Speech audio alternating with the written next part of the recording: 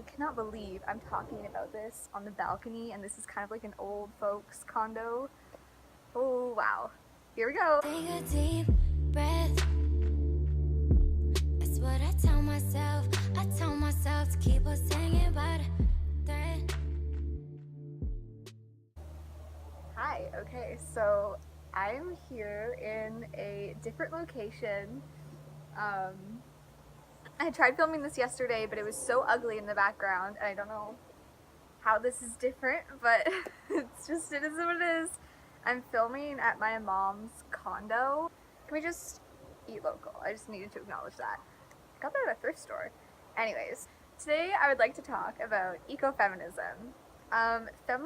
Feminism itself, like, don't get your backs up. It is so commonly misunderstood, and I don't think most people don't even recognize like what ecofeminism is as a word.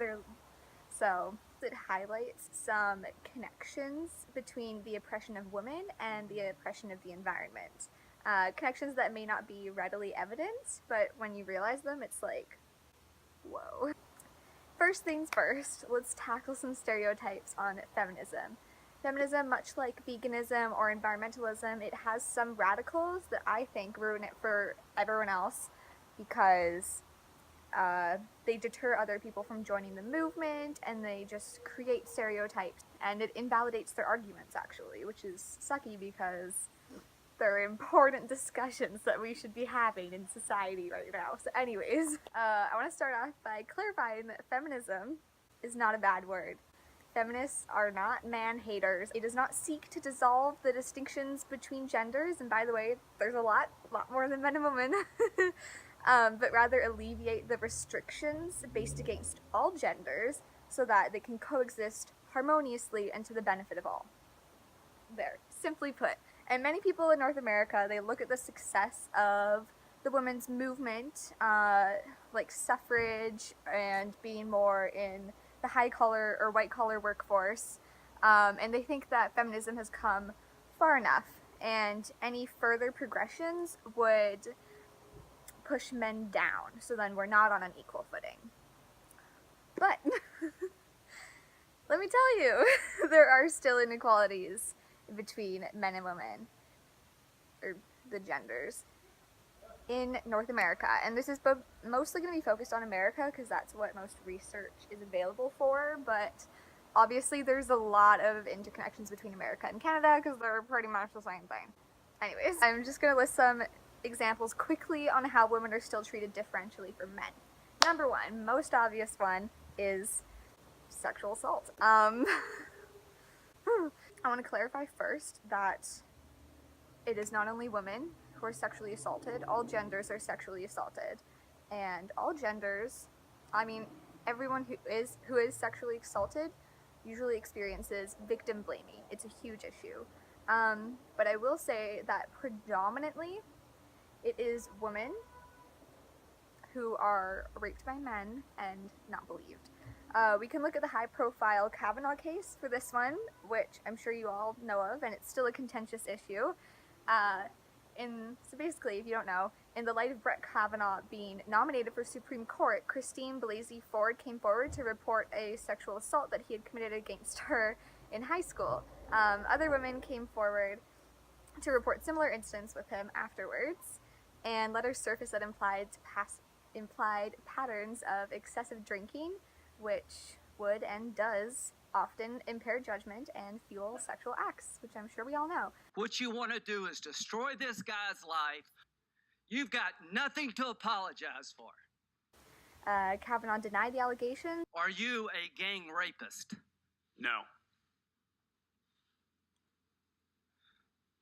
I cannot imagine what you and your family have gone through.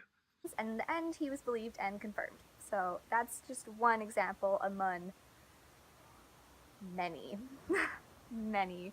Along with that, kind of related to the Kavanaugh case, is the insane prevalence of sexual assault on college campuses, where girls, or victims in general, must testify in detail about the event multiple times in front of multiple audiences and are still not believed, especially when there's alcohol involved or there were no witnesses, which, I mean, there rarely are, considering sex isn't really something that you do on the front lawn, so And also, their rapists most often are not charged or required to leave campus, so they still have to see them every day. Also on that note is the allowance.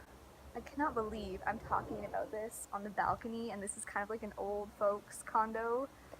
Oh, wow. Here we go.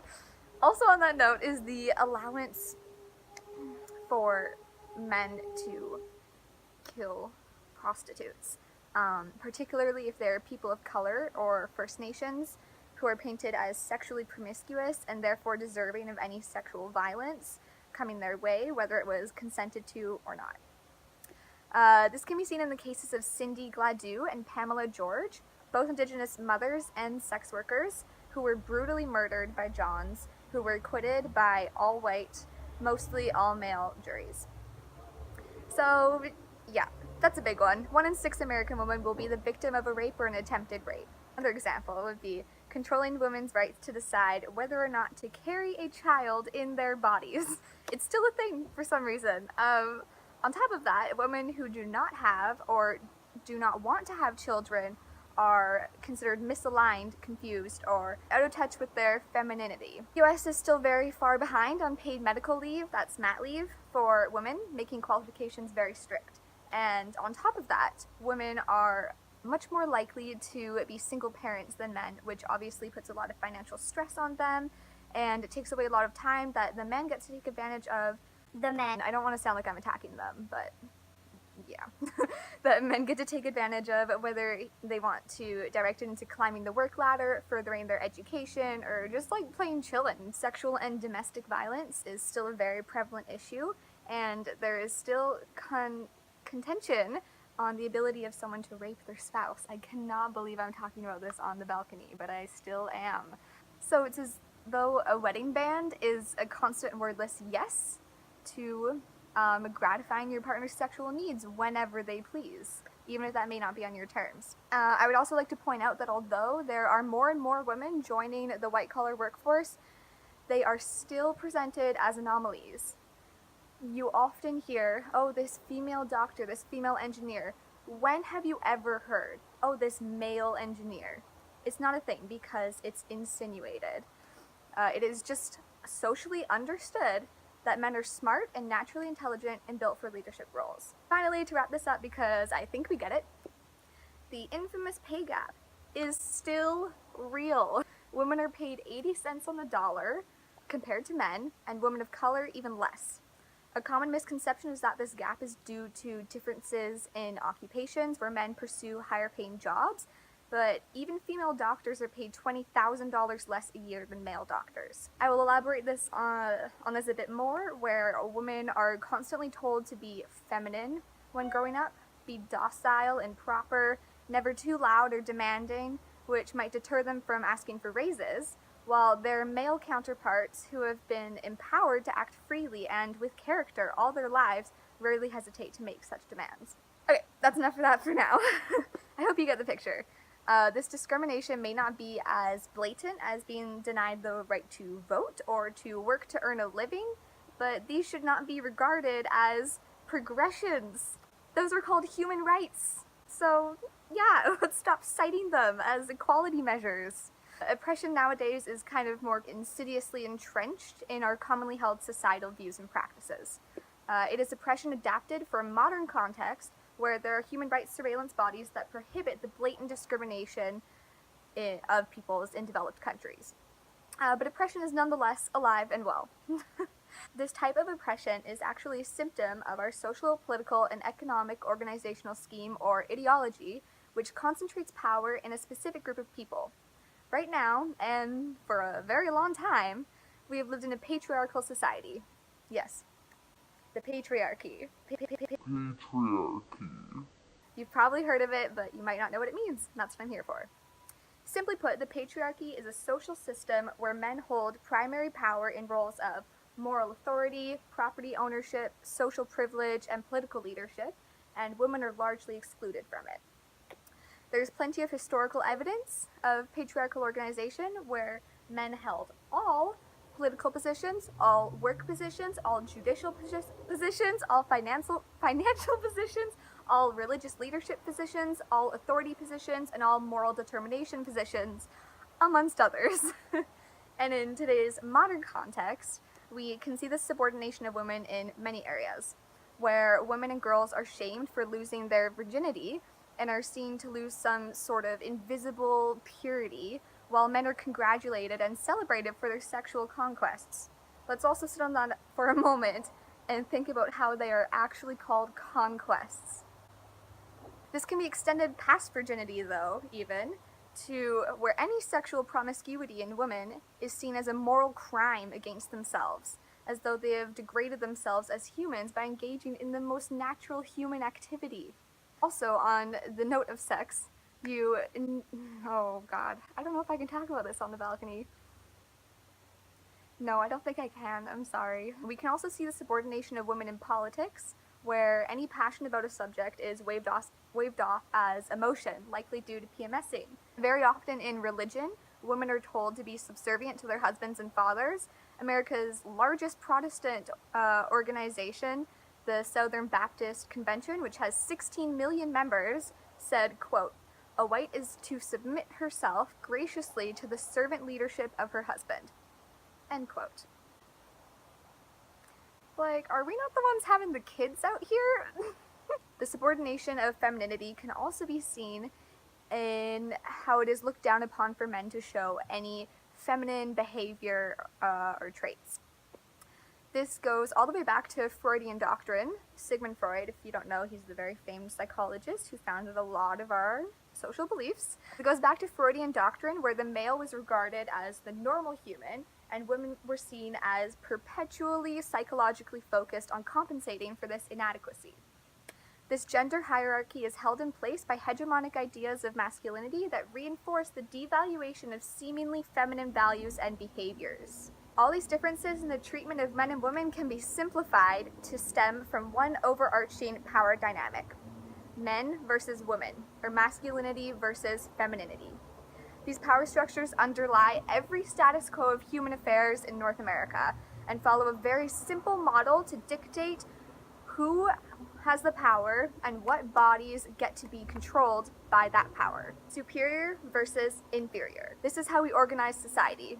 These are called oppressive dualisms, and they indicate where ecofeminism comes in. This is exciting. So another oppressive dualism that runs parallel to the men versus women dualism, which concentrates power in men and proclaims women as subjects to be controlled and used by them, is the culture versus nature dualism. This dualism states that culture, meaning human happiness and survival, is separate from and more important than nature. Nature is to provide resources to further culture, and women are to provide children to do the same.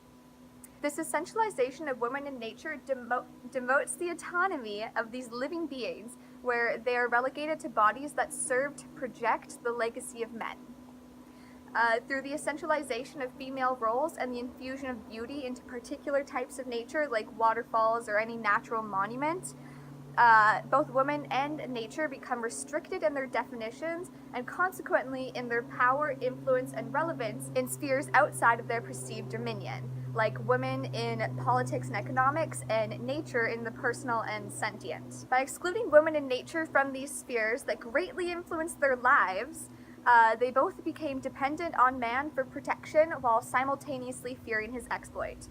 For example, for women, this meant in the past depending on marriage for status and recognition, which was often blatantly written into legislation, whilst simultaneously fearing the abolition of abortion rights, and nature depending on man to announce its protection through parks while fearing his abuse of its resources. It's crazy because it's almost as though we think that degrading women won't eventually degrade culture, and that destroying nature won't destroy our home.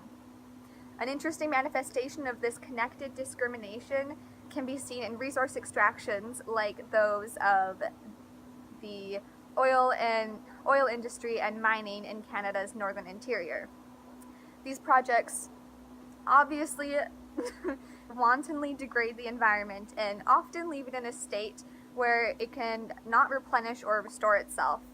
But at the same time, they also attract a transient workforce of, that just means like movable, of mostly men, and they congregate, live together in these man camps that often support substance abuse, which, I mean, obviously fuels often violence and sexual aggression.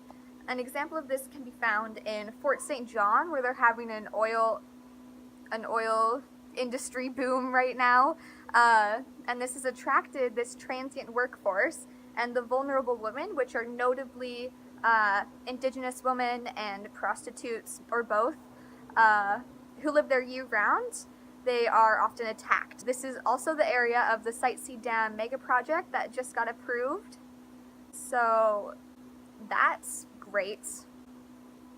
I will also be talking look how I need to cut my hair. I will also be talking a lot more about this last point of violence against Indigenous women, and I honestly might even make a second part to this video because there is so much more. But at least now you understand the basics of ecofeminism. I hope it piqued your interest. I hope you have some stuff to think about now. Because it's pretty cool. It's cool just like, even if you aren't an ecofeminist, it's cool to understand the power structures that underlie how the society functions.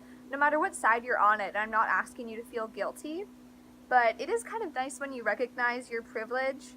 For example, I have white privilege, I have cisgender privilege, and I have heterosexual privilege. It's interesting when you get to sit back and reflect on what types of privilege you have, and then it's exciting because you can think about ways to share it, and that feels great.